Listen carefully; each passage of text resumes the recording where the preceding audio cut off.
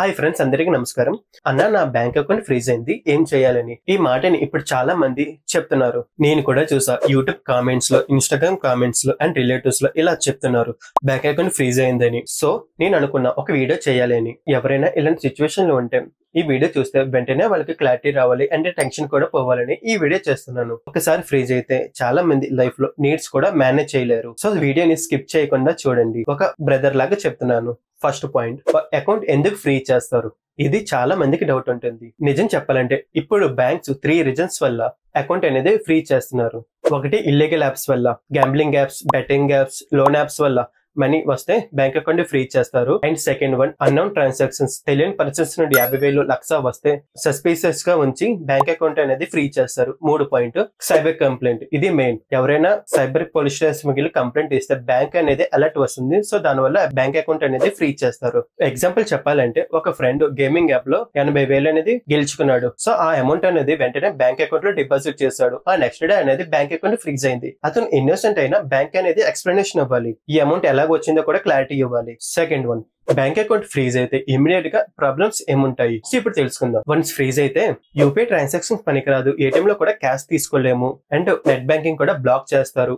Even salary వచ్చినా కూడా తీసుకోలేము. అంతేకాదు, బ్యాంక్ అకౌంట్ లో మీకు మనీ ఉన్నా కూడా యాక్సెస్ ఉండదు. సో టెన్షన్ పడకుండా ఇమ్మీడియట్ గా యాక్షన్ లోకి రండి. థర్డ్ పాయింట్, కేసు పడుతుందా, పోలీస్ ఇంటికి వస్తారా? ఇక్కడ చాలా మంది పానిక్ అవుతారు. అన్న, ఫ్రీజ్ అయింది, కేసు పడిందా అని. స్ట్రైట్ గా చెప్పాలంటే నో. కానీ డైరెక్ట్ గా కేసు పడదు. కానీ సైబర్ టీమ్ కి డౌట్ వస్తే ఎంక్వైరీ చేయవచ్చు, అండ్ పోలీస్ కూడా మీకు కాల్ చేయవచ్చు, అంటే స్టేషన్ కి పిలిచి ఎక్స్ప్లెనేషన్ కూడా అడగవచ్చు. డోంట్ వరీ, మిమ్మల్ని ఎలా ట్రీట్ చేస్తారంటే మీ దగ్గర క్లీన్ ట్రాన్సాక్షన్స్ ఉంటే సో మీ ఎక్స్ప్లెనేషన్ సరిపోతుంది వాళ్ళకి. అయినా కూడా మీరు పానిక్ కాకుండా మనం కరెక్ట్ డాక్యుమెంట్స్ తో క్లారిటీ ఇవ్వాలి. ఫోర్త్ పాయింట్, బ్యాంక్ అన్ఫ్రీజ్ ఎలా చేయాలి. ఇక్కడ నేను కొన్ని స్టెప్స్ చెప్తాను. ఈ స్టెప్స్ ఫాలో అయిపోతే సరిపోతుంది. ముందుగా మీరు బ్యాంక్ బ్రాంచ్ కి వెళ్ళండి. అక్కడ మీరు బ్యాంక్ బ్రాంచ్ ఆఫీసర్ ని కలండి. సో అక్కడ ఇలా అడగండి, సార్ నా బ్యాంక్ అకౌంట్ అనేది సైబర్ కంప్లైంట్ వల్ల ఫ్రీజ్ అయిందా అని. సో సైబర్ కంప్లైంట్ వల్ల బ్యాంక్ ఫ్రీజ్ అయితే మీరు అక్కడ ఎవరు కంప్లైంట్ చేశారో, కేసు నెంబర్ ఆర్ డేట్, ఇవన్నీ బ్యాంక్ దగ్గర ఉంటాయి. ఇవి తీసుకోండి. బ్యాంకు మీకు ఎఫ్ఐఆర్ నెంబర్, ఆ కంప్లైంట్ డీటెయిల్స్ అనేది ఇవ్వడం జరుగుతుంది.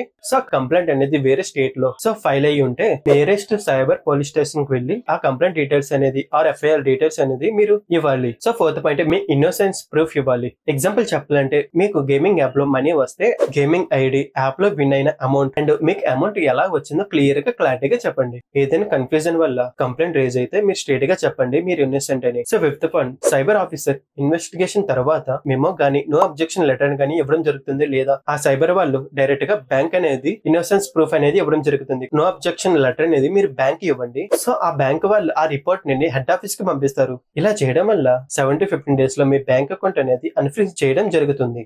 సో ఇంపార్టెంట్ రిమైండర్, పానిక్ అస్సలు అవ్వకండి. కంప్లైంట్ పడిందంటే కేసు పడినట్టు కాదు. సో మీ దగ్గర honest explanations and valid documents ఉంటే ఆ సైబర్ ఆఫీసర్స్ మీకు హెల్ప్ చేస్తారు. ఇప్పటికే చాలా మంది ఇలా చేసి వాళ్ళ బ్యాంక్ అకౌంట్స్ ని సక్సెస్ఫుల్ గా అన్ఫ్రీజ్ చేసుకున్నారు. నెక్స్ట్ టైం నుండి మీ బ్యాంక్ ఫ్రీజ్ కాకుండా ఉండాలంటే ఫాస్ట్ మనీ యాప్స్ ని అవాయిడ్ చేయండి. అన్నౌన్స్ క్యూఆర్ కోడ్స్ ని అసలు స్కాన్ చేయకండి. బిగ్ అమౌంట్స్ అనేది రిసీవ్ చేసుకునేటప్పుడు ఆ సోర్స్ ఇన్కమ్ అనేది మీరు ప్రూఫ్ గా ఉంచుకోండి. మీ బ్యాంక్ అకౌంట్ అనేది ఎప్పుడు కూడా లీగల్ ట్రాన్సాక్షన్స్ మాత్రమే యూజ్ చేయండి. సో ఈ వీడియో మీకు హెల్ప్ అయిందని నేను అనుకుంటున్నాను. నిజంగా బ్యాంక్ అకౌంట్ ఫ్రీజ్ అయిన వాళ్ళకి ఈ వీడియో చూస్తే వాళ్ళకి వెంటనే క్లారిటీ రావాలని ఈ వీడియో చేశా. సో ఇలాంటి సిచ్యువేషన్ లో ఉన్న మీ ఫ్రెండ్స్ అండ్ ఫ్యామిలీ మెంబర్స్ కి ఈ వీడియోని షేర్ చేయండి.